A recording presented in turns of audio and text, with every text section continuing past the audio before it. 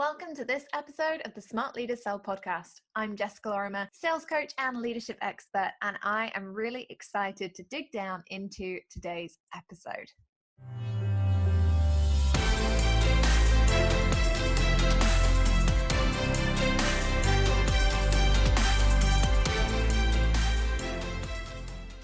Happy Monday, poddies. While you are listening to this, I am going to be fighting the commuter traffic to get to London for an awesome day with my incredible masterminders. I can't quite believe that it's been 11 months of these incredible people being in my mastermind.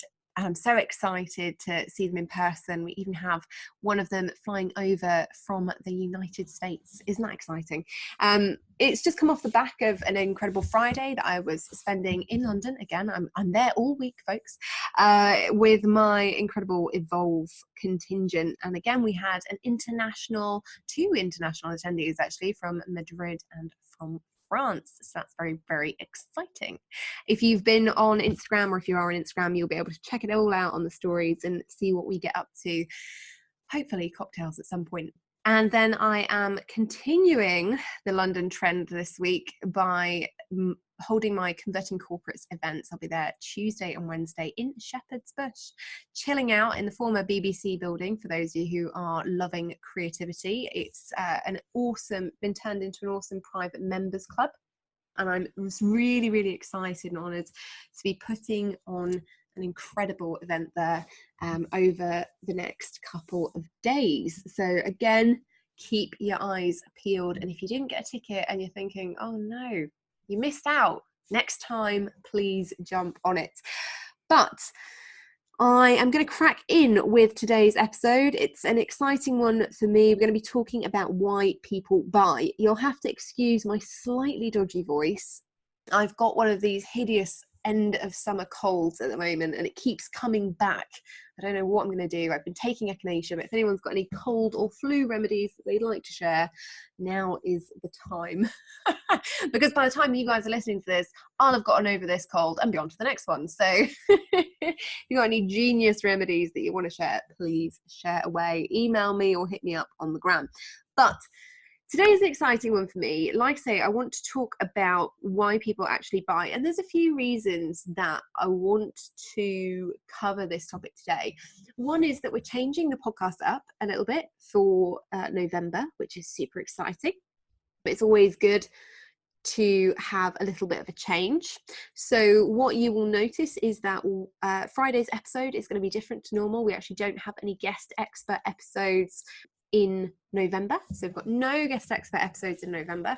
Instead, we're doing a really awesome series for you on 2020 planning for sales strategies, so that you can go into 2020 having the very best plan for your year. Because if you try and do it in December, we all know what will happen. You'll get drunk, you'll be eating too many mince pies, and before you know it, it'll be February and you're like, what the hell happened to my 2020 plan?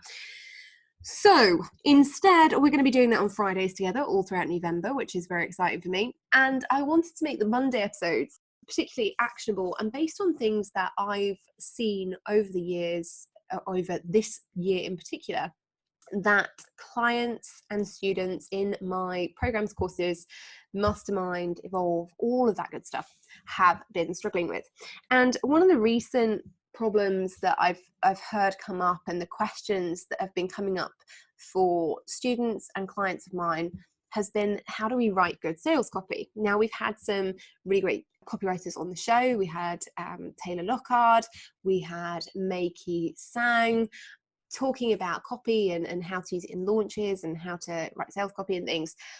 But I keep seeing the same question coming up. Sales copy is really hard. I'm finding it really challenging. And when I read the actual copy, it's weird, but it's not the words that are the issue, right? And that you might think, oh, well, that's a bit counterintuitive, but it's not. It's not the actual writing of the copy that seems to be the issue, and it's not the copy itself. It's actually understanding what is going to push people's buttons within that copy to help them make the best decision for them. So today we're going to dive into a little bit of sales psychology, which is always fun. You can try this on your kids if you want. It doesn't work so well with dogs. I've tried it with Max. Max does not take reasoning all that well. But he can, even Max can be persuaded using some of the techniques we're going to talk about today. But here's the thing. When it comes to writing this sales copy, I think what we all get focused on is how can we use the best words? How can we, one of my lovely clients said to me recently, you've got the gift of the gab, Jess. And that's true. Like, having been in sales for a long time, you do get used to being articulate, being able to speak to the pain points that your clients have, because you get used to saying the same things over and over again. You get used to handling the same objections. You get used to hearing the same struggles and obstacles. So it becomes second nature. And if you want to write good sales copy, the first thing I'd say to you is start talking more. So I'm going to go through a few of the things that kind of trip people up. Then I'm going to talk about the psychology behind writing copy and how you can tie into a few different aspects. And then finally, I'm probably, in all honesty, going to round it off with a bit of a summary around what you should be really, really watching out for next time you read my copy, so that you know when you're being sold to. I think it's quite important to mention as well that this doesn't have to be used just for sales copy. This can be used with your podcast episodes. It can be used on YouTube. It can be used wherever you want. But these are the things that I keep in mind. So why do we struggle to write sales copy in the first place? Usually it's because we're focused so much on the words, we're focused so much on what we're actually going to say, that we forget to tie it into what people actually want to hear. And if you've been listening to the podcast for a while, you'll know that one of the things I preach is sell them what they want and give them what they need. Why is it then that when it comes to writing sales copy or talking about sales or pitching or anything related to sales, instead of selling them what they want and giving them what they need, we all just kind of focus on, here is this feature, here is this feature, here is another feature. It's like so robotic and awkward, and you would never talk that way in real life. You know, I was looking at a sales page the other day, and it was so funny because looking at the sales page written by a really, really awesome coach, and she's great at what she does, and she's great at articulating it. And if you have a chat with her, she's got it nailed. Sell you anything, not intentionally, but she can sell you anything. She's just so passionate about what she does, and it's just a really, really great way to be. But she put this copy on the page, and it was so stilted and awkward. And I said to her, but this doesn't really come across as being like you. You know, it doesn't sound like you, and it sounds a little bit like you kind of hate your product. You don't really want anyone to buy it. And she was like, I find it so difficult to put the words on the page. Now, this is normal, and I find that it happens with me. Most of you may not know, but I'm actually bilingual. So English, not my first language. I know, crazy given how posh I am, right? But not my first language. And so actually for me, I think in my head, sometimes I'll think in my primary language and sometimes I'll think in English. And so writing was not a skill that I had massively early on. You know, I could talk for England or anywhere else for that matter, but I couldn't necessarily put the words that I wanted on the page. So what helped me, and what I always recommend to my clients and to everybody really who struggles with sales copy, is that you speak it into a transcription software. You know, Google Docs, you can use the voice function, Otter.ai is free. So you can just talk about your product or your service, and you can then from that transcription actually take points out and say, yep, I want this on the sales page. I'm going to reword that slightly. And you can start putting it into sections, into an order that makes sense for you. This takes practice, like everything. So don't expect to just jump on a microphone and be like, right, okay, got it. I know exactly what I'm doing. You know, I know exactly how I'm going to weave this in. I know where I'm going to share my testimonial. You're probably not. In fact, you'll probably blunder through about 40 minutes of talking to yourself thinking, I'm literally just repeating the same things over and over. But guess what? When you actually go back and look at it, you can start to see the common pain points that are coming up, the areas that you're really passionate about, the things that perhaps aren't true benefits, that are a bit vague, that might need to be worked on and extrapolated on. So that's the first top tip. If you find writing difficult, stop trying to write it straight away.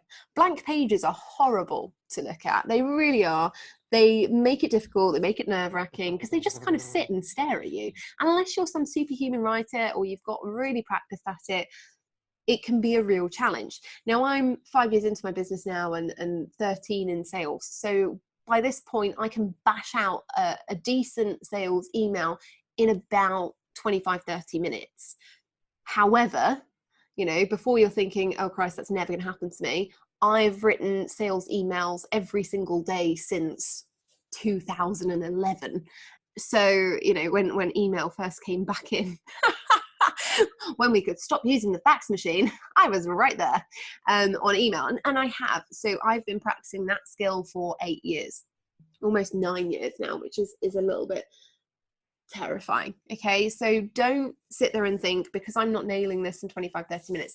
It takes people time to write. Even if you're going to speak it first, it does take you time to go back through that. So if you're going to write a really decent sales page or a really decent sales email or sequence or anything like that, do give yourself a couple of days, not to write it necessarily, but to percolate on it, to think about it, to go back, reread it, but always speak it out loud. You know, even if you don't do that initially, even if you write it first, you prefer to do it that way, always talk it through. You know, my mum thinks I'm mental. She comes over she comes over sometimes, so we have this deal, because I am terrible at anything domestic. I'm bad at it. And my mum got so sick of coming over and seeing my oven just be dirty that she was like, get a cleaner. And I was like, yeah. So we've got this cleaner and she's amazing. But the one thing she's not great at is cleaning the oven. So my mum, once every 6 weeks now, comes over and cleans my oven. How bad is that? I do pay her for this. Like, that, is that okay? Does that make it better? I don't know whether that's a really first world thing to admit, but it's great. My oven is clean. My mum gets a free dinner, usually not cooked by me, usually cooked by Domino's or any other takeaway. But she comes over once every 6 weeks and she laughs at me, because usually that once every 6 weeks is around an editorial week and I'm recording podcast episodes, or I'm writing launch content, writing emails, that kind of thing, to batch everything. And I'll write them and I'll be sat there like super quiet, just beavering away for 15, 20 minutes to get the first draft done. And then I have to read it out loud. I can't read it in my head. I have to read it out loud so that it sounds like I am speaking it. So when people message me and they say, oh my God, Jess, how did you learn to write like you speak? You sound exactly the same on paper or on your podcast as you do in person.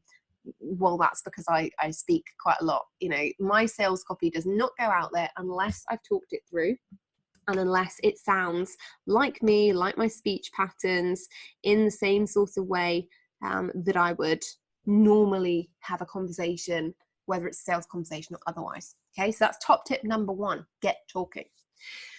The second thing is that, you know, this is one of the biggest things I find with sales copies, that people find it really challenging to get specific. And what I mean by that is that we start using these words that don't really mean anything, right? We say authentic, we say marketing, confident, all these things that are, it's not they don't mean anything, but it's that they've either become so overused that it's difficult to define them, or they're so blue sky that they don't feel tangible or relevant to an audience's pain point. So you have to get really, really specific. And in getting specific, it doesn't mean just narrow down the word. It doesn't mean that instead of saying marketing, you say, using social media to generate leads. Instead, you've got to start thinking about psychologically, why do people actually buy? You know, what is their actual problem and why are they actually purchasing? So I went through and I made this little list recently. I can't remember who asked me about it, but somebody asked me about this in a group recently, I think. I think it was actually inside my Evolve group. And they said, you know, I'm struggling with this sales copy. And I'd said, well, why don't you think about why people are buying? You know, what are the actual reasons that people buy? And we kind of brainstormed a few, and these are the main ones that I really love, and these are the ones that I use quite a lot in my copy and that I think about when I'm thinking about people purchasing from me. Okay, so number 1 is convenience. Now, I know you're probably thinking, but Jess, you know, really, how important is convenience? But depending on what kind of product or service you are actually selling, convenience is huge. You know, this works particularly well in the software world. if it's convenient for people to use an all-in-one solution, they're going to want to use that. You have to play to that angle. There are companies that do this incredibly well. ClickFunnels does it. They can take away your need to have 4 different pieces of software. Instead, you can have one. It can do all of your lead generation landing pages. It can send out emails for you. It can run automations. It can have the funnels, and it can remove a lot of the pain points for you. And it produces this idea of convenience. People love convenience. People are inherently lazy. Okay. So the thing about human beings, we are many, many things, many, many good things. We're also many, many interesting things, but that's a different story for a different day. But we're inherently programmed to find the easiest solution. As a child, you might remember this, but as a kid, you would have aimed to find the easiest solution to a problem. So if your mum says to you, tidy your room, it's quite likely you would have put it off until you really, really had to do it. Who else? I did this all the time. My mum would be like, Jess, go tidy your room. And she'd come up like 2 hours later and it still wouldn't be done because I'd have read, a book and just be kind of sat there doing something completely different. And then in the last 5 minutes, and she was really angry, I was like, right, okay, now is the easiest solution time to the problem. And I would just literally throw everything in a box and shove it in the wardrobe, and that would be fine. People love easy solutions. We don't like thinking about them for ourselves because as humans, as we grow older, what we do is our brain decides to, air quote, save us. It tries to keep us safe, and so that often means that we'll think about things to the nth degree. We'll try and make complex solutions fit relatively simple problems because it feels safer. It also gives us the ability to procrastinate, which is something that, again, I think a lot of people, including myself, look for. So convenience is a really good one to think about. If your people are buying because your service is more convenient to them, or it's going to help them achieve more convenience in their life. The second one that sort of goes along with convenience is ease. Is it going to make their lives easier? Think about all those weight loss shakes that were really popular, and I think still are. I don't know. I haven't ever been swayed by using a weight loss shake. I don't know what it is, but they kind of look like vomit in a tube. Anyone else think that? Is it just me? But when you kind of put them in there, they're all like, it's like protein flakes or whatever. I used to work with a guy in a sales department in a big company in London, and he'd bring them in and he'd drink them religiously as protein shakes and things. And they just looked horrible. They were brown and they had flakes in. And I just used to think, oh my gosh, I couldn't ever put that in my mouth. But they are easy. They make people's lives easier. They make the idea of losing weight easier. It's also why people love the little weight loss bars and the snacks and the ready meals. All of those things make people's lives easier and are more convenient solutions to a problem that they're currently facing. So again, if you've got a product or a service that makes something easier for people, perhaps it makes a big concept simple, or it's going to help them generate more leads quickly, or it's going to help them get over an obstacle more quickly, or it's going to give them a really simple strategy that makes their life easier but helps them get some kind of result. People love that. That's what they want to buy. They want to buy ease. Okay. Remember also, when you're thinking about these, people buy to get out of pain. Okay. We don't always buy to get into pleasure. In fact, more people buy to get out of pain than people who make decisions on buying because they want something pleasurable. It's why so many sales strategies are used that are fear-based. It's why marketing plays into fear rather than necessarily transformational desire. A lot of the time, people often say, oh, but I hate fear-based marketing, I hate scarcity sales, etc., etc. Look, it's not all sleazy and gross when you consider that psychologically, the majority of people are buying to get out of pain. Interestingly, the areas that this doesn't happen as much are things like travel, because obviously people are buying to have a certain kind of experience, or luxury, high-end fashion or accessories, where you buy things because they make you feel good. They give you the explosion of serotonin. But if you're not in those industries, or a handful of others, you're going to see more people buying to get out of pain than to get into a pleasurable or transformative state. So after ease, we have building a brand or reputation. This one is an interesting one, and Happens more often in the online business or generally business space. People buy things to help them build their reputation in the market. So think about that time you hired a PR expert, or you hired somebody to help you with visibility, perhaps a social media strategist. You're trying to build your reputation or your brand within a marketplace. This is something that's more specific to business owners. So if you're selling a service, it's going to help them build that brand, build a reputation. I always liken it to celebrity PR. Who was it that said there's no such thing as bad publicity? I'm not entirely sure, but that phrase has stuck with me for life. And it's true in a lot of ways. I mean, perhaps not if you're one of the UK's political leaders at the moment, but in all other respects, you're probably doing okay. So if you're thinking about, why people buy, consider whether or not people are buying your product or service to help build that brand or reputation. Status also plays into this. Status is the reason that people buy. And again, this is one of the few that kind of pulls into people buying for pleasure. So again, if you look at the luxury fashion and accessories industries, people buy there as status symbols. You buy a Chanel bag, you buy a pair of Louboutin heels, you buy a Mulberry handbag, and you establish yourself as being a certain type of person. You have a certain amount generally of disposable income. Obviously, you get people like me who, I remember when I was working corporate, I used to get an awful lot of freebies, and it was great.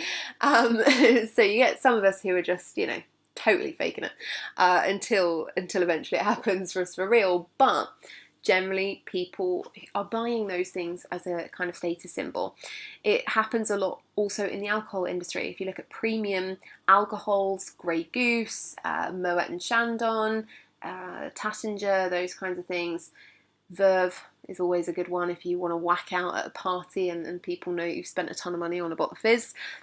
These are status symbols, watches, different types of jewellery, lots and lots of things. It's also interesting that as you get older, what I've realised since having friends, and now most of us are homeowners or, living in houses that don't belong to our parents, status symbols also come in the form of products that you'd use or homeware. So I didn't realise that, there's a fancy kind of fridge. And if you if you have certain brands in your house, then, you've got a status symbol going on there. In fact, some of the people I know actually get status symbols over things like lawnmowers. I'm not sure that's ever going to happen to me, but it's good to know that it could. So if you've got something that helps people establish their status in the market, now that can be applied to services as well. Don't think that's just about products. This can be applied to services. So for example, if you are selling leadership or executive coaching or mentorship, that's the kind of thing that is a status symbol. Typically, you get a mentor if you are a senior leader in a corporate position. If you are marketing to a certain level of business owner, or you provide services for a certain level of business owner, that again can be seen as a status symbol. All right, so if you are running like a VA or OBM agency or a matchmaking service or some kind of mentoring or coaching for people at a certain revenue level, those things will be seen as status symbols and people will like to shout about that. Okay. People also buy to make other people feel good. Holidays are very good examples of this. Christmas is around the corner, relatively. And we often buy gifts to make other people feel good, around the holidays, say Christmas, Easter, that kind of thing, birthdays.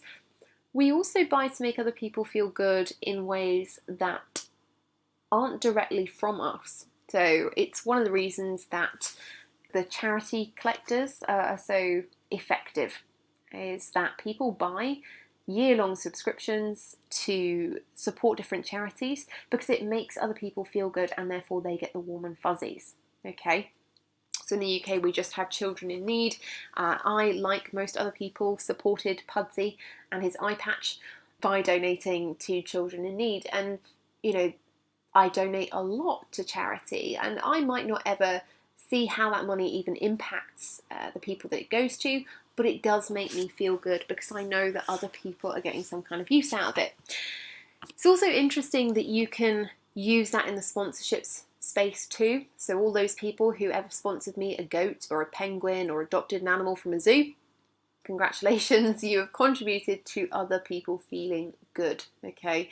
And it's not something to be taken lightly. Now, this is seen quite often in the service industry, but also that's more related, if I'm honest, to gifts. So it's more related to seasonal purchases, birthdays, Christmas, Easter, and so on. So people often buy gifts that make other people feel good in the service industry, and that can be anything from, buying them a meal at a really, really lovely Michelin-starred restaurant, to actually a partner buying you coaching or a course or something like that they know you really want, that's going to benefit you. People also buy to solve a problem. We've talked about that relatively extensively over the course of the last 2 years on the podcast, so I won't dig into it too much. But ultimately, when we talk about people wanting to solve a problem, they want to solve something specific. So really dig down, if you're going to use that, what is the actual problem that they're trying to overcome? And where do they want to get to? It's not enough to say that somebody's going to go from underconfident to overconfident. Or just a confident. I'm like, over-deliver, go overconfident, go arrogant, why not? But it's true, it's not enough to say that. But what is better is to get super, super specific about what is their problem. So you might phrase it differently and say, you'll go from being the person that never speaks up in meetings and always puts your ideas forward last, or doesn't believe in your ideas, or doesn't believe that your ideas are better or worthy of other people's time, to being the person that likes to contribute, puts their hand up, and is okay with putting their idea and proud of putting their idea out into a meeting, even if it's not the one that's picked. Right? That demonstrates confidence, the ability to put yourself out there and get rejected. I'm realising the irony of that as I'm saying it, but it's true, isn't it? So when you're thinking about problem solving, it really isn't enough to just talk about a basic, oh, you might feel a bit down, but if you do this program, you'll feel happy.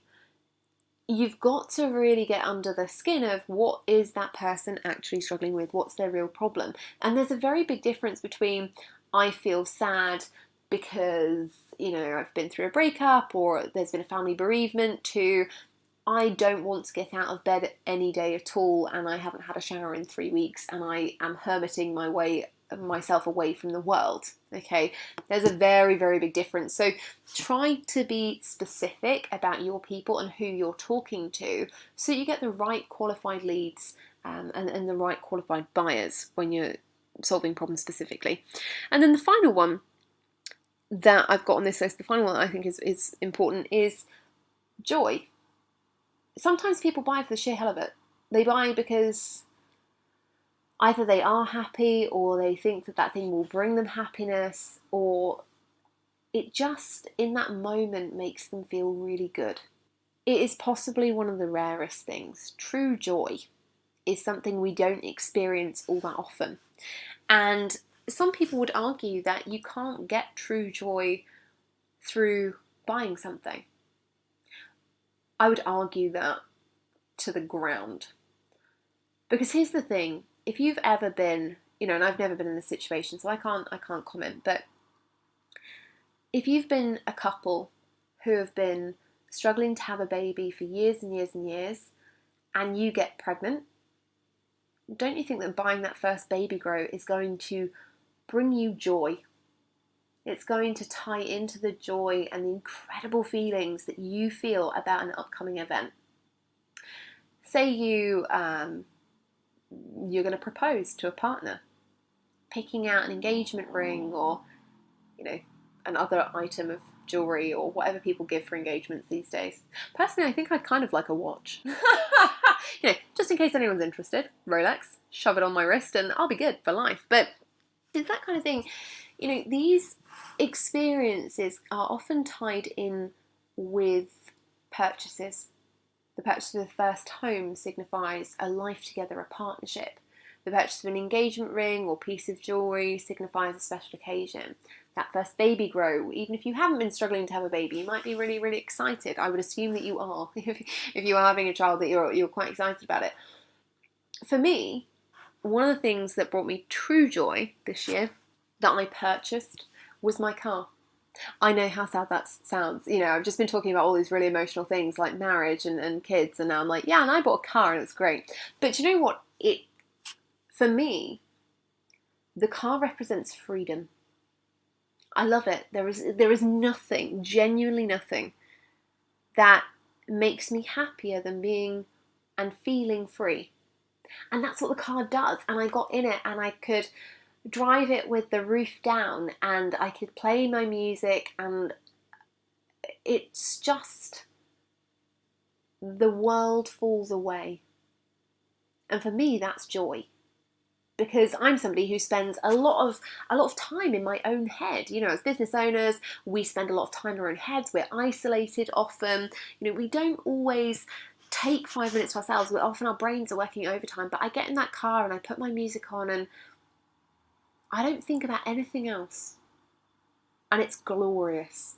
It's just pure, unadulterated joy for me. So you've really got to start thinking about your products and services and what they actually tie into. What are people buying? What are people buying for? You know, is it ease, convenience, simplicity, joy, you know, brand building, reputation, status? What is that they're actually buying? And are you conveying that in your copy? Now, are you actually talking about that? And then we have to get specific with it, right? You know, this is the big thing, and I've talked about it briefly in the episode today, but specificity, God, I'm really impressed with myself being able to say that on the first go. But specificity is key. Stop being so vague. And, you know, people say to me often, they're like, Jess, I can't promise this result. No, you can't.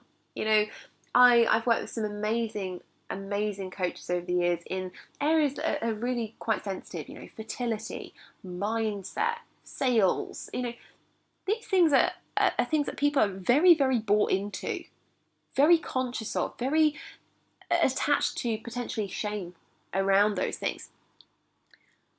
And often we don't want to promise something to somebody that may not happen. You know, of course you don't want to do that because that goes against integrity, and as we all know, that's a big core value. But we also have to be confident. Think about it. If you went to the doctor, let's say you went to the doctor and you had, I don't know, a bruise on your leg, and he says to you, maybe you'll be fine, like, you know, maybe come back in a couple of weeks and it's either going to be fine or we're going to have to chop your leg off. How do you feel? You wouldn't be reassured, you wouldn't feel confident, you would probably go and seek a second opinion. Yeah?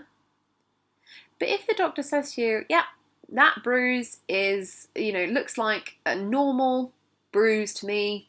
If it doesn't clear up in 3-4 days, come back, but all good.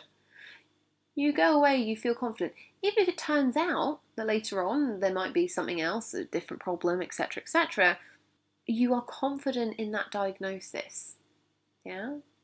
We can't get everybody the same results. I wish I could. It's one of the most frustrating things in my life. Some people don't do the work. But what we always have to look at is best case scenario, you know, and realistic scenario. And on your sales pages, you need both. Yeah? You don't just need, oh, these are all the people that excelled. Because sometimes the people that excelled actually terrify the people that aren't really that sure if they can do it. Sometimes you have to have that realistic view as well. Somebody who went from making £1,000 a month to £5,000 a month, that's not too huge a leap. Somebody who went from making £0 to £1,000 a month.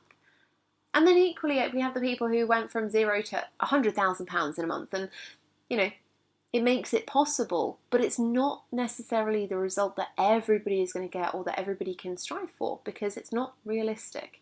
Yeah? What you have to do with your sales copy is remind people that they need to stop always thinking about the worst case scenario. Yeah? We give them hope, we give them possibility, we show them reality, and we show them an excelled version. That's what sales pages are for. It's about you being supremely confident in your products, in your services, that if the client does everything that they agree to do, that the results are possible for them. One of the things that I'm actually proudest of in my business is that there are very, very, very few people who have done everything that I've ever said and have struggled to get a result. It's not always the result they wanted. Sometimes that takes a bit longer. But they've seen growth. they've seen change. Yeah? There are some people who join even though you tell them, don't join this if you don't want to do the work, blah, blah, blah, blah, blah. We've heard it all before, right? And they just don't, because for whatever reason, in the moment they purchased, they perhaps felt more committed or more motivated or more able to put the work in. Or they just thought it was going to, transfer into their brain like osmosis and something different was going to happen entirely, but who knows. But on your sales page, it's not designed to say, don't buy for all of these reasons. It's designed to say, if you are this kind of person and you genuinely believe that you are going to show up 100% for you, then my content is going to show up 100% for you too. And it will give you the possibility of achieving X, Y, and Z. What you can't do is be vague about that. Vague equals confused. It insinuates a lack of confidence. And when you are not confident and when you are confused, guess what that says to your audience? It gives them the feeling that something is off, and it makes them feel uncomfortable, and therefore they don't buy. Yeah? Confused minds don't buy, scared minds don't buy. Those are key things that you really, really need to watch out for. My final tip before I summarise everything, like a pro, but my final thing when it comes to sales copy is don't make it complicated. So often people say to me, Jess, you're so articulate. And, I read a book a day. Fiction, generally. Thrillers. I'm obsessed. Same as I am with Netflix. I read voraciously. And as a result, my language reflects that. I've always been a reader. Part of being an only child, I think. You don't have any friends. You don't have anyone to come home and argue with, so you're just kind of like, I'll read a book. I imagined that all of my friends had siblings like the ones in Enid Blyton books, and then I grew up and realised that was not the case. But because I read so much, and because I'm so interested in language and etymology, which is the study of where words come from, I use a lot of different verbiage. My sales page, people say, oh, you're really posh, or you speak really well, you're articulate. That's not for everybody, right? It actually puts a lot of people off me because they assume that I'll be some snobby posh person who judges. I'm laughing because I'm like, am I that person? I've now got an allotment and I've got the same wellies as Kate Middleton. I'm not sure how I feel about any of this. But it's interesting that to me, so many people make their sales pages super complicated because they're like, oh, I want to be really articulate. I want to use long words and I want it to be, to sound intimidating. If you've ever read a sales page of mine, you'll know that there's the odd long word chucked in, but A, that's how I speak, and B, it's not there to intimidate anyone, it's just who I am. Actually, the entire sales page is usually very, very simple. Buy this and this happens. Don't buy this and these are your consequences. Your sales pages should be so simple that a 5-year-old can understand them. You could read it and they could go, oh yeah, well, that's going to help that person be more happy or be more confident. They will use the simplistic version of the words. That's not for you to use. You don't get to say, oh, you can be more happy. You have to be, specific about those outcomes. But it should be simple. People shouldn't go reading your sales page and feel like they've just swallowed the thesaurus. They should be reading your sales page thinking, that is me. That's exactly how I feel. This person has been able to pinpoint my problem and articulate it in a way that completely and utterly resonates with me. And if they can explain it that well, and if they can understand how I'm feeling that well, then they must know how to solve my problem and I can trust them.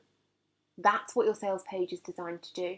To make people feel like you care, like you understand, and like they can trust you to create the right solution, or that in buying your product or service, they are going to get the best solution for them. Okay, so just to wrap that up, copywriting doesn't have to be difficult. Writing sales copy certainly shouldn't be difficult. Keep it really simple, keep it really specific, and please tie into the reasons that people are actually purchasing from you. If you've enjoyed today's episode, make sure you head over onto social media I could do with an ego boost at the moment because it's been a long summer. I'm feeling pretty crappy because of my cold. So if you've got nice things to say about today's episode, pop over onto Instagram and just tell me. Tell me what your key takeaway was. It's always really good to hear, genuinely. And I always reply personally, which I think is quite nice. Then if you really liked today's episodes, then head over onto iTunes and leave us a little review. Trying to do more reviews on iTunes at the moment because, you know, it's good for pushing out the chart, which sounds really vain and vanity metrics, but I'm kind of doing this experiment at the moment to see exactly what happens when I push things up the chart or down the chart. And this is part of it. So if you have enjoyed today's episode, make sure you leave us a review or hit me up on social, and I will see you on Friday. Remember, it is a new series. It's all about planning for 2020, and Friday's episode is all about future-proofing for 2020 and some of the key questions that you need to ask yourself, and some of the key answers that you want to be having to move your business forward and get it into the best shape it's been in for the new year. I will see you in Friday's episode.